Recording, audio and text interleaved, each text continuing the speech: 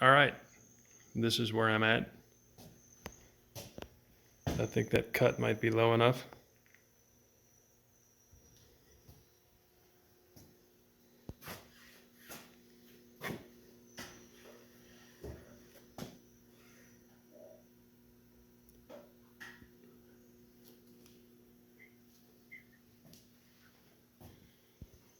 Now here's that adjustment I was talking about.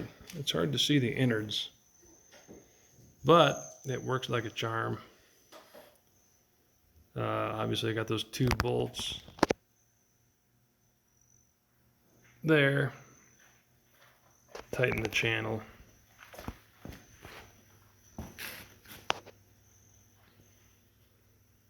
These bolts obviously do the alignment. This is a great way to do this.